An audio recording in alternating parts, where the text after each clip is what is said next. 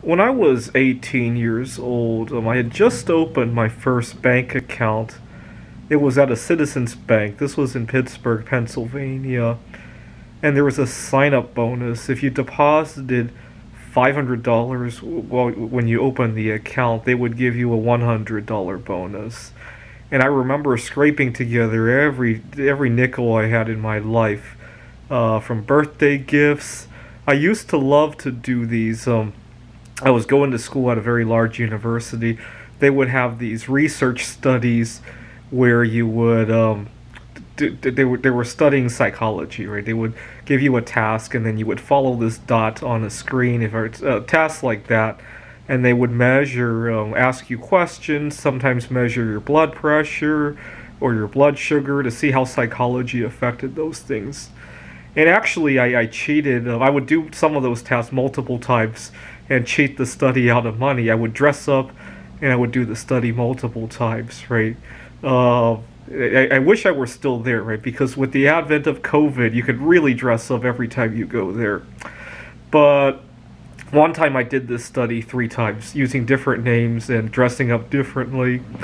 And it involved following this dot on the screen, and they would measure your blood pressure to see how your eye movement affected your blood pressure. The problem was I was so nervous about getting caught doing the study 3 times, so my blood pressure went bizarre.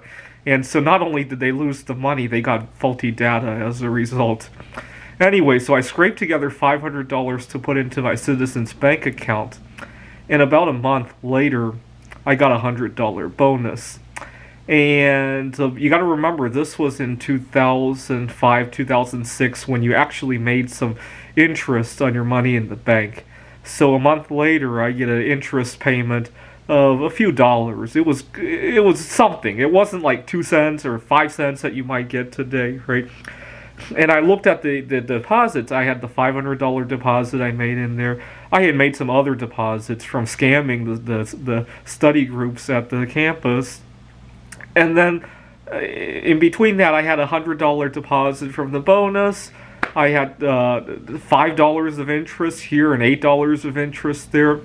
And I looked at the bonus and the interest, and it didn't look like that money came from anywhere. I thought the bank could just tell you that you had made all this bonus and interest without ever putting any money aside. Little did I know how accurate I was about that, but it just felt like a game. It felt like if the bank wanted to say you had $1 million, all of a sudden you would have $1 million. It just didn't seem real. And as a result, it really felt like a game of Monopoly. I think that's intentional, though. They want you to feel like it's Monopoly money so that you will spend it freely, right? Except I don't. I turn it into real money, right? Gold, silver, rare earth mining stocks. I have REMX, and to a lesser extent, foreign stocks, right? Especially the countries that are handling the lockdowns a lot better than the United States. Okay, so that was when I was about 18 years old. Fast forward 15 years later, and people aren't taking good care of their immune systems, right? They treat eating fast food like, oh, it's only a game, right? And as a result, somebody who's actually eating healthy foods like bat soup causes everybody else to get sick, right? And then a month into that, I open my bank account, and all of a sudden I see a deposit for $1,200 in there. It doesn't seem like it came from anywhere, right? It seems like Monopoly money. I turned it into real money, of course, but it felt like a giant game of Monopoly where money could just show up randomly, right?